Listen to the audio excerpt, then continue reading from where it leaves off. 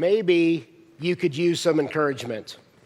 You know you've got 4 days of class left, and then you've got finals. So I want to encourage you to do a couple things. Maybe go to Merritt's, maybe get together with a group and watch Monty Python. It's about time you figured out why for 50 years students have been laughing at British humor. Maybe it's really encouraging to you when a grumpy professor sneaks up behind you and says, "Put away your phone and get back to work." I know that's got to be encouraging. Okay, I'm going to keep doing it anyway.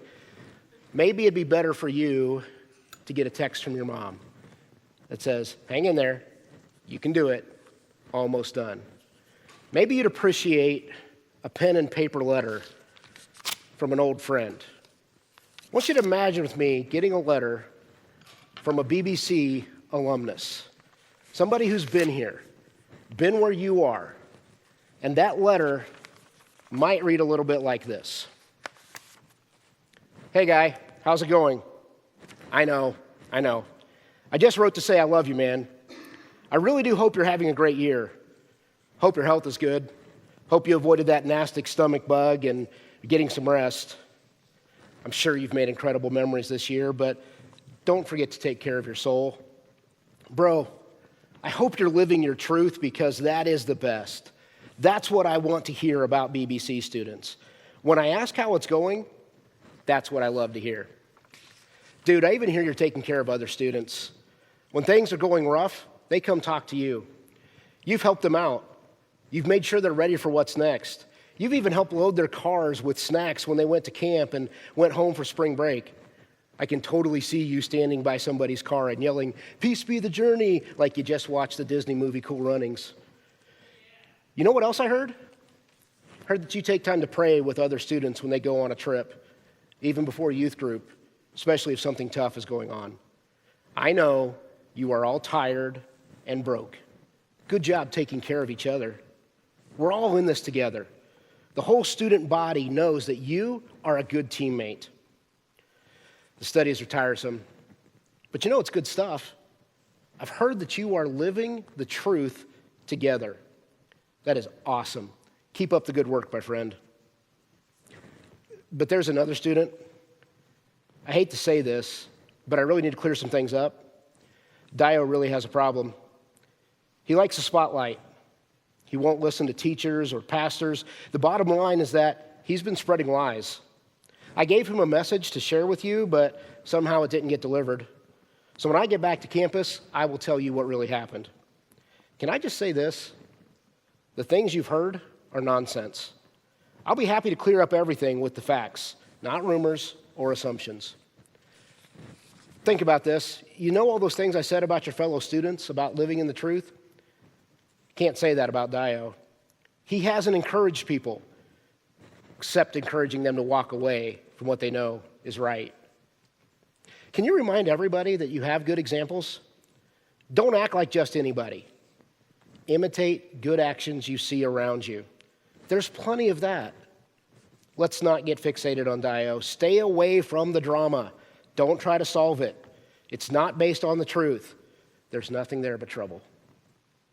You can tell who acts like they're following God, right?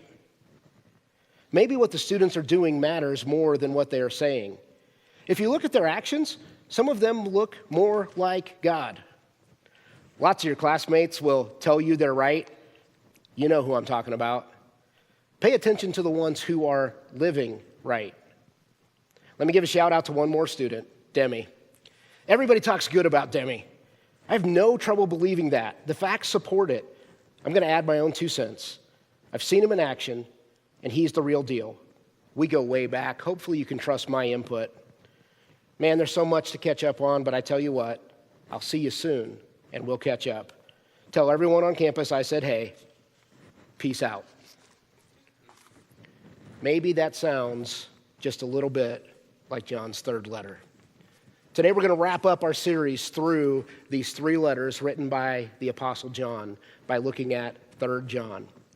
And in this book, John names 3 individuals in regard to the truth. The first guy is Gaius. Follow along with me as I read. The elder, to the beloved Gaius, whom I love in truth. Beloved, I pray that all may go well with you and that you may be in good health, as it goes well with your soul. For I rejoiced greatly when the brothers came and testified to your truth, as indeed you are walking in the truth. I have no greater joy than to hear that my children are walking in the truth. As we need encouragement, be like Gaius. John really loves Gaius. He writes to him like an old friend because Gaius walks in the truth. John even says, the brothers testified about your truth. Did you notice that phrase? Gaius is authentic because he has embraced the facts. The facts did not become authentic because of Gaius, nor of you. The facts did not become true because of you. That difference is crucial. If you want to know about truth, stop by the Lion's Den and ask for aletheia, because that's the Greek word used here. This is the definition of the Greek word: the content of that which is true and thus in accordance with what actually happened. Jillian kicked off this series for us by reminding us how much teaching the truth about Jesus matters. John emphasizes this over and over again, not just in these letters, but it goes all the way back to his gospel. You remember this from the Gospel of John in chapter 14. Jesus said to him, I am the way and the truth and the life. No one comes to the Father except through me. John also tells us about Jesus' interaction with Pilate. On that crucial night, Pilate says to him, so you're a king? Jesus answered, you say that I am a king. For this purpose I was born. For this purpose I have come into the world, to bear witness to the truth. Everyone who is of the truth listens to my voice. And Pilate, maybe like us, says, what is truth? Be like Gaius. John R.W. Stott said this about Gaius: to walk in the truth is more than to give assent to it. It means to apply it to one's behavior. John loved Gaius because of his actions. His truth is shown in love, not a feeling, in loving actions. He took care of people. Go to verse 5. Beloved, it is a faithful thing you do in all your efforts for these brothers, strangers as they are, who testified to your love before the church. You will do well to send them on their journey in a manner worthy of God, for they have gone out for the sake of the name, accepting nothing from the Gentiles. Therefore, we ought to support people like these, that we may be fellow workers for the truth. Will you say that with me? Fellow workers for the truth. Guys took care of people, not just because they had needs, but because they were focused on the gospel.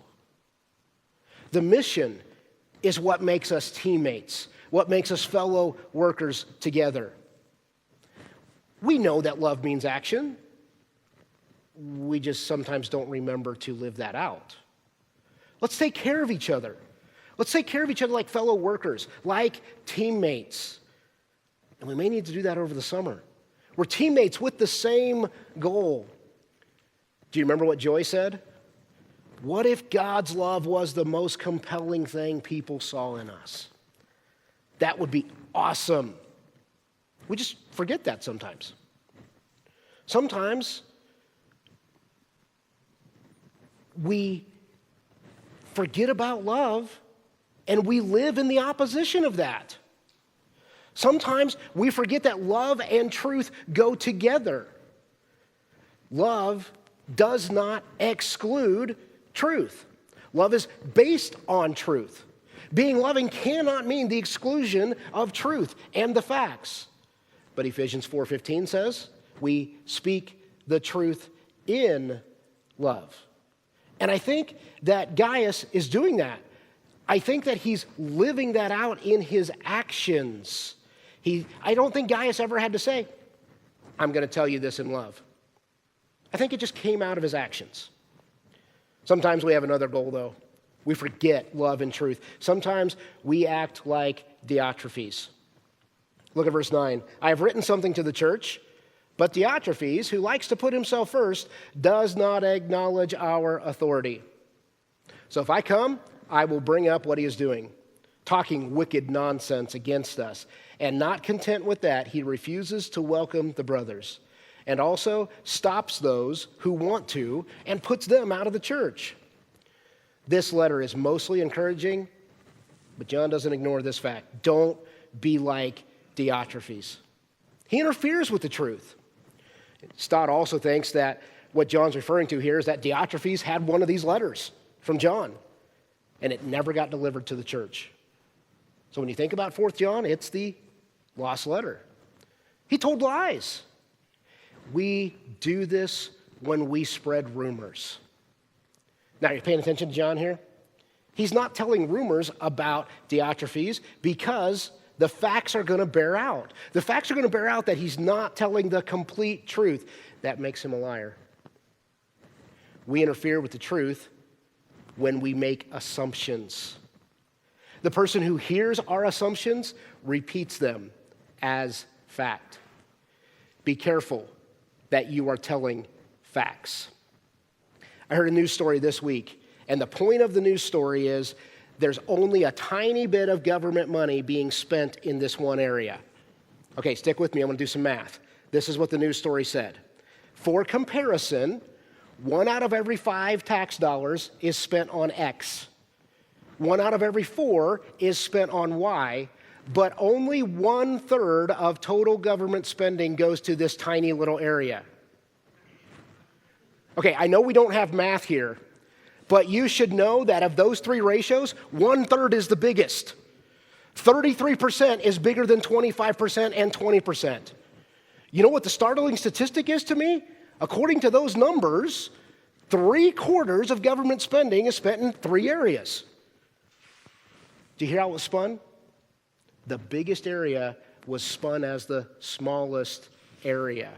We do that. We think we have facts, but we spin them in a certain direction. We make assumptions. We repeat the rumors. We repeat what we hear about each other, and that's called gossip. I love what John calls it, talking wicked nonsense against us. We do that. We say things like, well, she always does that. He did that because he doesn't like me and he wanted to hurt me. You are not clairvoyant. You cannot read each other's minds nor hearts, so stop saying you can. The actions of Diotrephes, they show him to be hiding, adjusting, interfering with the truth. Why? For self-promotion. Do you remember what Hunter said? Our actions impact God's family. Don't interfere with the truth. I think Diotrephes lies to himself first. John tells us he wants to puff himself up. Why does he do that? Maybe it's out of paranoia. Maybe that's the other side of puffing yourself up. Let's go talk to Aletheia again. The opposite of truth, dictionary definition, lie or mere appearance. Another definition of the Greek word aletheia, truth, true, sincerity, integrity, indicates the quality or state of being real or genuine, keep listening, often in the sense of visible and verifiable reality, demonstrated by the facts, actual events, or proven character. That's the way to live in truth. Saying, I'm good. You know, I'm kind of the best. I really have good intentions here. It's a great way to be fake. Truth is proven by actions. Actions that can be seen on others. That's love. Let those actions testify about you. Heard this from a college student this year. Hey, we didn't want our roommate to feel left out, so we made sure not to exclude her. So when we made plans, we didn't tell her about it. We wanted to make sure we didn't talk about our plans in front of her because we didn't want her to feel excluded.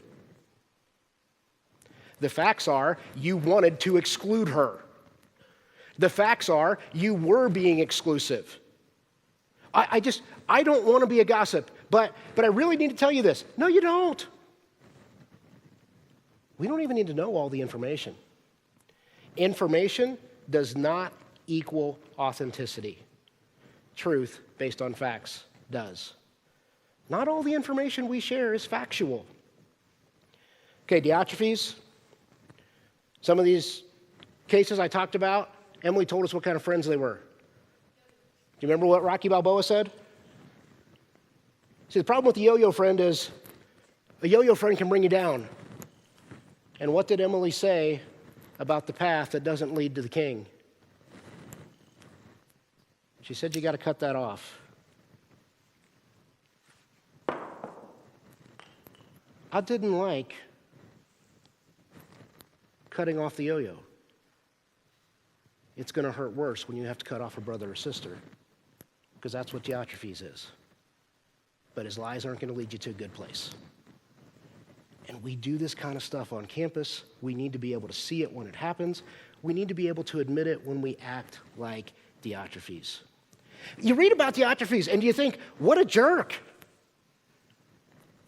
Are you ever the jerk? If you are, talk to God about it. You probably need to admit it to a friend. I've been this way. Go back to 1 John. 1 John chapter 1, verse 8 and 9 says, if we say we have no sin, we deceive ourselves. The truth is not in us.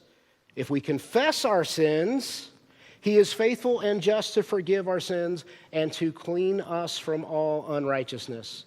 Do you remember what Ashlyn said? Don't overthink it. Just pray. Act like Gaius, not in your own estimation. In your walk, in your actions, act in love because of the truth, and others are going to see it. Don't act like Diotrephes. It's so easy to block the truth.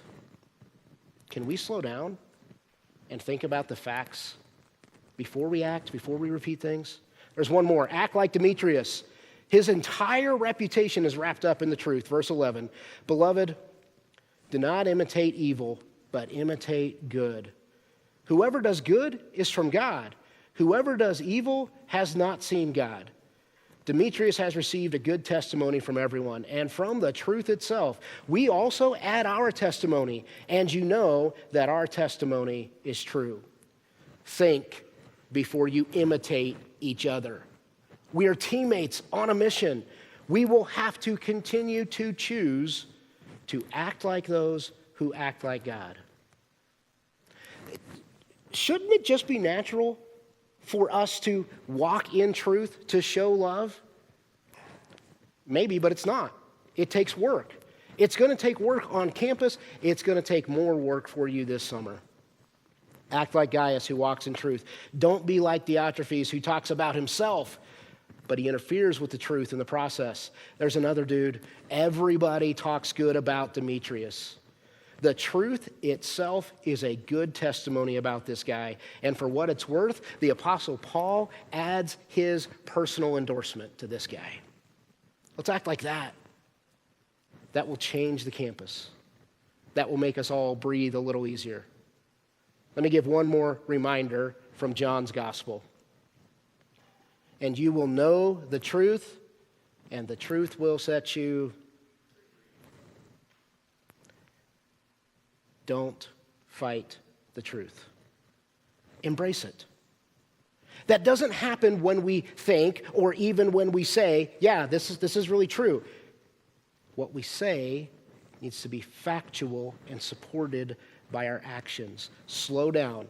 Think about the facts, or freedom will elude you. Let's finish the chapter, the book, and the series. Verse 13. I had much to write to you, but I would rather not write with pen and ink. I hope to see you soon, and we will talk face to face. Peace be to you. The friends greet you. Greet the friends, each by name. I want to encourage you to walk in truth. That may sound obvious, but I think the Apostle John repeats it so often because it takes work on our part. I'm going to close with giving you an opportunity. If I can be an encouragement to you, there's going to be guys standing by the door. Anthony and Caden are going to have envelopes. If you will put your name and address on an envelope, Give it back to Anthony within the next 24 hours. If you will do that, I will mail you a letter in a few weeks. You can write yourself a letter. I'll put a letter from me in here. I have prayed over these envelopes thinking about you this morning. I will pray over them again when I mail them back to you, because I want this to be an encouragement for you to walk in truth. And some of us are going to need that. Maybe this will come in the form of a letter from an old friend. I'm going to close by having you read this to yourself. Gail opened our service today by reading this verse. I think it is the whole point of the book. I really want you to walk in truth. And this is the kind of joy I'd like to hear about you this summer.